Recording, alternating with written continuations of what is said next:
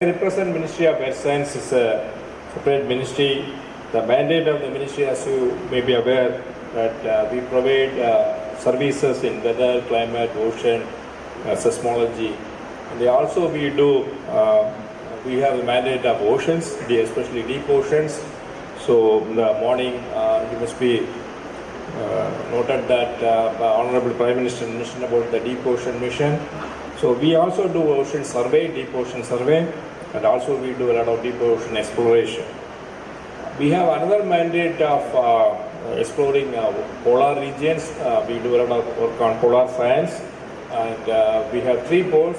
One is Arctic, another is Antarctic, and the third one we call is Himalayas. Himalayas we call as a third pole.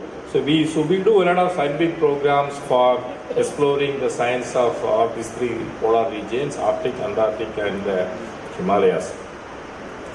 In weather and climate services, you may be aware that we issue also forecasts for farmers, aviation, for example, water resources people. We also issue warnings for disaster management people to take care of it. And ocean services, we provide services especially for fisheries.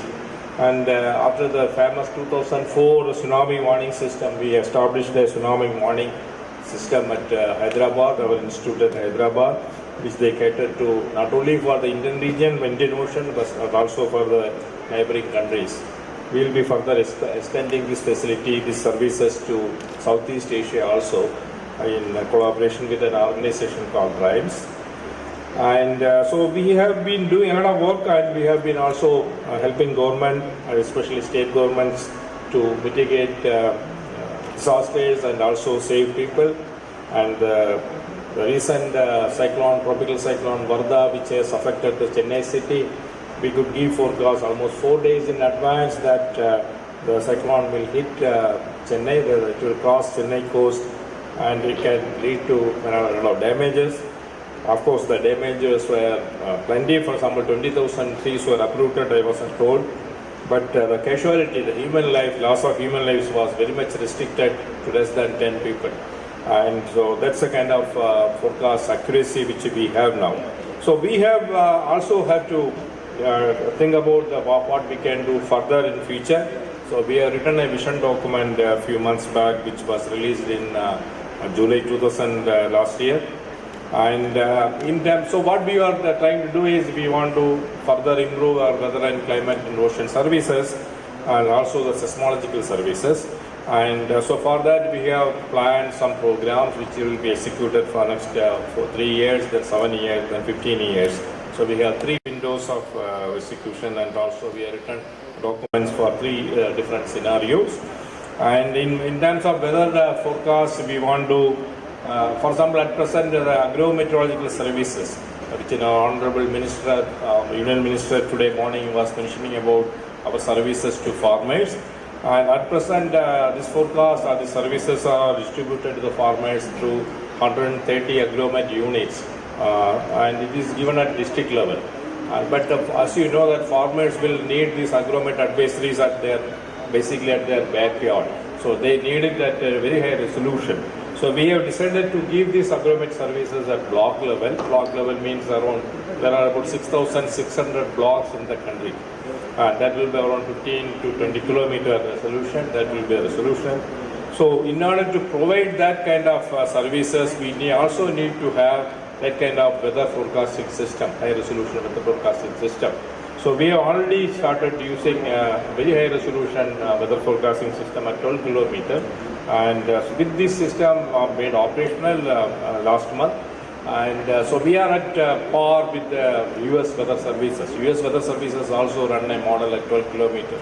So in terms of resolution, we are at par with the US Weather Services, and so with this we will be able to give this forecast at block level. And instead of 130 forecasting units, we will be distributing these forecast services through 660 district centers, which we will be setting up by 2019. And also, you know that because of global warming, severe weather events are increasing. For example, extreme weather events like heavy rainfall, heat waves, etc., intense tropical cyclones, that is increasing. So we need to have a strategy how to cope up with the kind of increasing number of severe weather events. A simple strategy which we adopted for issuing a general forecast for general public may not be really appropriate for issuing a severe weather forecast system. So we need to have a separate strategy in terms of observations, in terms of modeling, both observation as well as modeling. We need to have a separate strategy for coping up with severe weather events.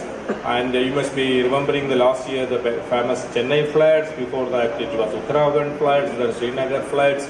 So we need this frequency is increasing. So we need to really have a system for mitigating, coping up with this kind of severe weather events. We should be able to tell the state authorities almost 3 days in advance so that they can do a proper planning. So that for severe weather forecasting system will be implemented in another 2-3 years. And with that, with severe weather warnings, also the accuracy of severe weather warnings also will improve. And tropical cyclones, as you know, that we have really perfected, and I can give an example of 3 cyclones. One is Philin, Tutu, and last year it was Mada. And but we have still issues. I am not saying that we are completely perfect in issuing tropical cyclone forecast. We have still issues with its intensity. For example, we have still some problems in giving forecast of its intensity, so we need to improve. As far as seismological service is concerned, we provide information about the earthquake. At present, science does not help us to issue an earthquake warning. Before that, we are not able to foretell earthquake will occur. But once earthquake has occurred, so we can really detect where it has come, and within 5 minutes, earthquake of magnitude of 3.0 and above can be detected, and it kind of message can be sent within 5 minutes. So that kind of setup we have now, and that will be increased to. So we have, for example, 84 seismological observatories. That will be increased to 120 or so. So that with that we will be able to detect a earthquake of 2.5 or more. And so that is one kind of improvement which we are trying to do it. And also we are trying to do a lot of research to understand what is the earthquake, whether we will be able to get an earthquake precursor, whether we some few seconds, a few minutes before the earthquake happens, whether we will be able to detect some kind of signal in the core system. And for that we are doing a scientific drilling at a place called Koina, that's in Maharashtra, near the Koina Dam. And the drill will be made, a hole will be made up to 3 kilometers first time, then it will be extended to 5 kilometers. Then we will be putting these scientific instruments there to understand how the earthquake process will happen. And that kind of project also we started recently. And today our Honorable Prime Minister was talking about the importance of oceans, and oceans can generate a lot of wealth. And in fact, only the 5% of the ocean is being explored. 95% of the ocean is unexplored at present. We know very little about oceans. We need to understand more about oceans, and also because it can generate a lot of scientific interest. Second thing, it can generate a lot of economic benefits. And for example, the deep ocean, bottom of the deep ocean, we have a lot of minerals lying there. This is called polymetallic nodules as well as polymetallic sulfides. And also there is a lot of energy we can take.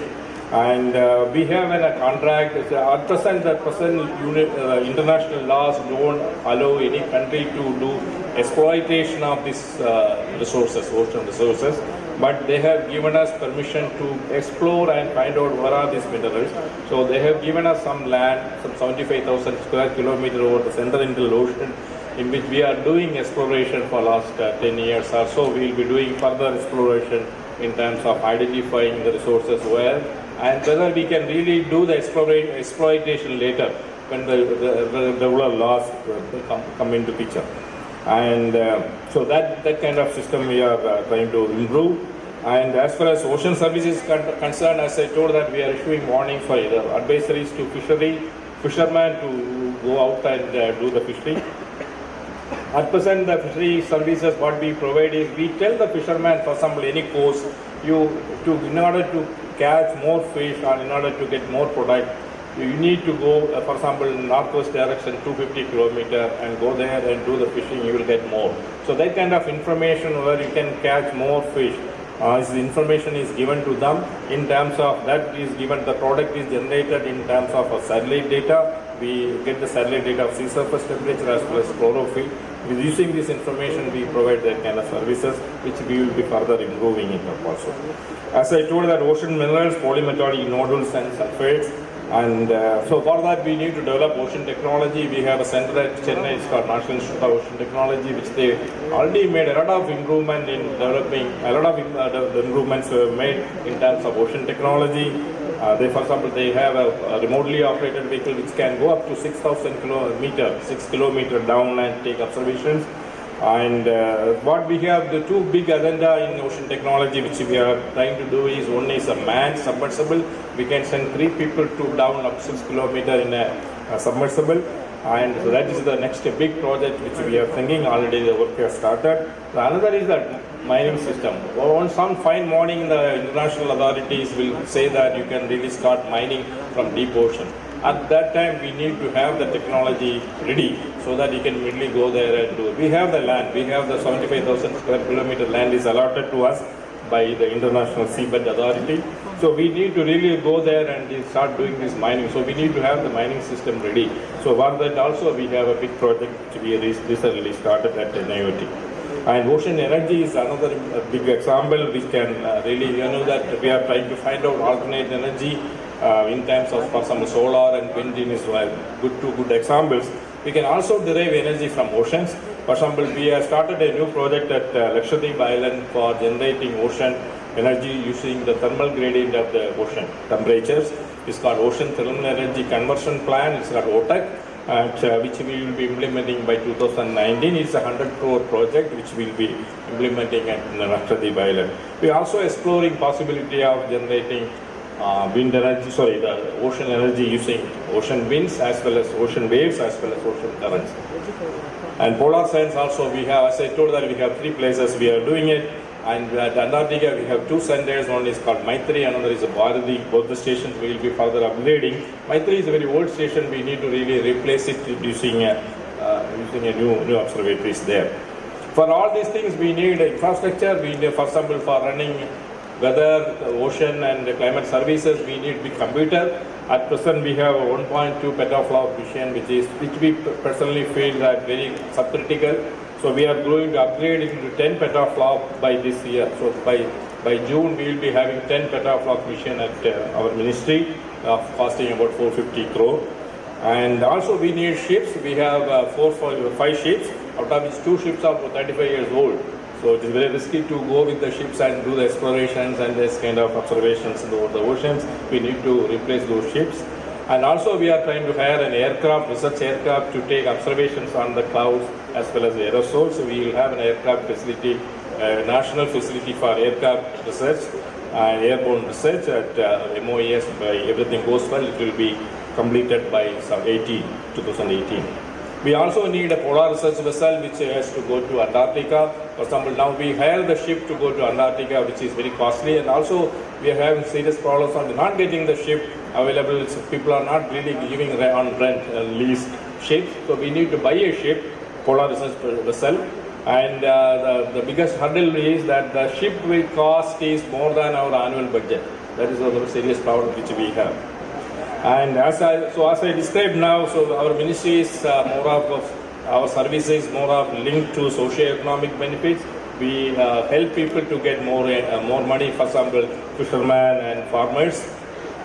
These are the 2 good examples I told, but there are many uses of our services, and also we save people. We save thousands of people. In 1999, when Orissa cyclone came, 10,000 people died. The same kind of very intense system came in 2013, and filing in terms of filing, and the people who lost their lives only lost less than 10 people. So that kind of improvement we have achieved now. So we are able to save a lot of people. Even in Chennai also, as I told that we could save a lot of people. So we give our service, with our services, we are able to generate a lot of socio-economic benefits as well as we are saving people. So what we need now is we need a lot of money. We need, as I told, my budget is 1,200 crore, a very small amount. Our ship will cost more than our annual budget, and so we need a lot of money. We also need a lot of staff, the scientific staff. And earth science is basically an interdisciplinary subject. We need people from computer, we need computer science, we need people from physics, we need people from mathematics, chemistry, biology, we need engineers, mechanical, electrical and computer scientists. So we need, it's basically an interdisciplinary topic. So we need a lot of people from different community, different background. And unfortunately in India, the earth science education system is very weak unless physics or chemistry, people they teach in almost all the universities. Whereas in now, earth science is not taught in many universities, especially for example meteorology, the atmospheric science is taught only in 3 universities in this country. So we need more universities to take off the earth science department. So after I joined as a science secretary in the Ministry of Sciences, I have been traveling to all ICERs and IITs, new IITs, and requesting them, please start a earth science department, we will be able to help you so that we can generate more human resources for earth science. So these are some of the basic problems, issues concerned to our ministry. We dedicate ourselves for providing more and more services which are useful for socio-economic benefits of the country, also saving thousands of lives. Thank you very much.